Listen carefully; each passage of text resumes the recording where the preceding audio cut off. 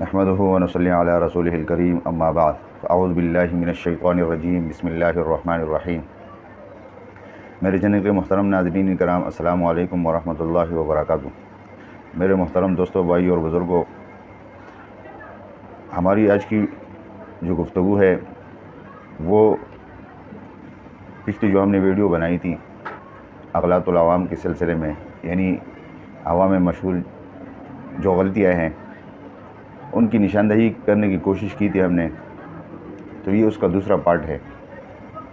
اصل میں وہ جو ویڈیو میں ہم نے باتیں آپ کو بتائی، بعض لوگوں کو وہ باتیں ایسی لگ رہی ہوگی جیسے کوئی یہ نئی باتیں ہیں، لیکن ان باتوں کا تعلق زیادہ تر ان چیزوں سے ہے جس کو آپ رسومات بھی کہہ سکتے ہیں۔ زیادہ تر یہ جو توہمات اور یہ رسومات اور یہ جو اس طرح کی چیزیں ہیں، یہ وجود تو بہت پہلے سے آئی ہے، لیکن کبھی کبھی کیا ہوتا ہے کہ یہ مان پڑ جاتی ہے لوگوں کے محنت کی وجہ سے۔ جیسے ہمارے علماء کرام، اللہ تعالیٰ ان کی قبروں کو نور سے منور فرما دیں، بڑی محنت کوشش کی تھی ان لوگوں نے، تو کچھ ان کی محنت سے اللہ رب العزت نے ان توہمات کو ختم کر دیا تھا، لیکن اب کم علمی کی وجہ سے یا ہم لوگ چونکہ بہت زیادہ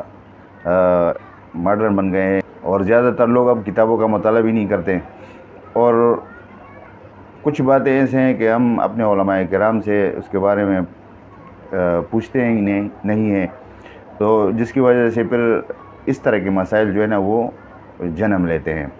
زیادہ تر دیہاتوں کے طرف یا مضافاتی علاقوں کی طرف، یہاں چونکہ شہر ہے، شہر میں بھی اب کہیں کہیں پر ایسی باتیں جو ہے نا لوگ اس کے اوپر یقین کرنے لگ جاتے ہیں۔ تو ہماری کوشش یہ ہے کہ وہ باتیں کتابوں سے نکال کر اس چینل کے ذریعے، کیونکہ موبائل کا دور ہے، لوگ دیکھتے رہتے ہیں، تو اس کے ذریعے یہ بتائیں لوگوں کو، کیونکہ آپ صلی اللہ علیہ وسلم کا ارشاد ہے بلغوا عنی ولو آیا، کہ جس نے مجھ سے ایک آیت بھی سیکھی تو وہ اس کا فرض ہے کہ وہ دوسروں تک پہنچائے۔ اور قرآن کریم میں ایک جگہ پر ہے کنتم خیر امۃ اخرجت للناس، کہ آپ بہترین امت ہو، لوگوں کی بھلائی کے لیے آپ بھیجے گئے ہو، اور تأمرون بالمعروف وتنہون عن المنکر، کہ آپ جو ہے نا لوگوں کو بھلائی کی طرف حکم کرتے ہو اور برے کاموں سے روکتے ہو، تو یہ ہمارا کام ہے۔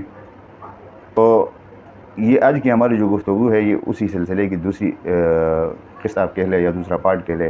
اب کچھ لوگ اس غلط فہمی میں مبتلا ہو جاتے ہیں کہ اگر کوئی کتا وغیرہ راستے پہ جا رہا ہو اور ان کے ساتھ لگ جائے تو وہ یہ سمجھ لیتے ہیں کہ ہمارے کپڑے گندے ہو گئے۔ بعض لوگ سور کو ایسے دیکھ لیتے ہیں سامنے، تو وہ یہ سمجھتے ہیں کہ اگر وہ وضو سے ہو تو کہتے ہیں وضو ٹوٹ جائے گا، وضو ٹوٹ جاتا ہے سور کے دیکھنے سے۔ تو اصل بات یہ ہے کہ نہ سور کے دیکھنے سے وضو ٹوٹتا ہے، اگرچہ سور بہت گندا جانور ہے سب جانوروں میں، لیکن اس کے دیکھنے سے وضو نہیں ٹوٹتا۔ یا کتے کے آپ کے ساتھ لگنے سے آپ ناپاک نہیں ہوتے ہو، کیونکہ کتے کا جو رال ہے وہ ناپاک ہے، اگر وہ آپ کے اوپر لگ جائے تو پھر آپ ناپاک ہوتے ہو۔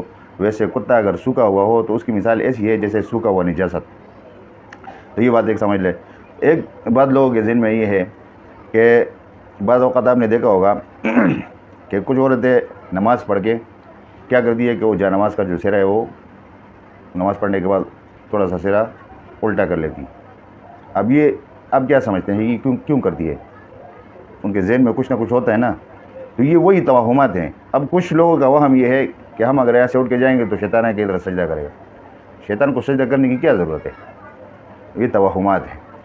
اسی طرح بعض لوگ کیا کرتے ہیں کہ وہ یہ سمجھتے ہیں کہ ہم نے اگر بعض جگہوں پہ مسجدوں میں پانی کے نل کے لگے ہوئے نہیں ہوتے تو وہاں کیا ہوتا ہے کہ لوگ لوٹوں سے پانی لے کے پہلے استنجا کرتے ہیں، پھر اس کے بعد وضو بناتے ہیں۔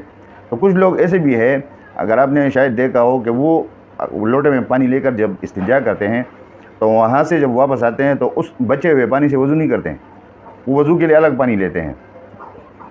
تو یہ بھی صحیح بات نہیں ہے، یہ وہم نہیں ہونا چاہیے کہ استنجا کے لیے الگ پانی اور وضو کے لیے الگ پانی، دونوں سے آپ وضو کر سکتے ہیں۔ بعض لوگ کیا کرتے ہیں کہ وہ ان کے ذہن میں یہ ہوتا ہے کہ اگر آپ نے کسی مثلاً کسی کا سطر کھلا ہوا دیکھ لیا تو وہ کہتے ہیں کہ اس سے وضو ٹوٹ جاتا ہے. اس سے وضو نہیں ٹوٹا. وضو کی ٹوٹنے کے لیے الگ کچھ مفسداتی وضو ہے, کچھ سے وضو ایسی باتیں ہے جس سے وضو ٹوٹتا ہے, کچھ سے فاسد ہوتا ہے, تو وہ الگ ایک چیزیں ہیں, ان میں یہ نہیں ہے. اچھا, اسی طرح بعض لوگ ایسے ہیں کہ جو یہ سمجھتے ہیں کہ اگر وہ وضو سے نہ ہو تو وہ یہ سمجھتے ہیں کہ درود شریف پڑھنا نہ یہیں پڑھنا چاہیے یا قرآن کریم کی تلاوت نہیں کرنا چاہیے.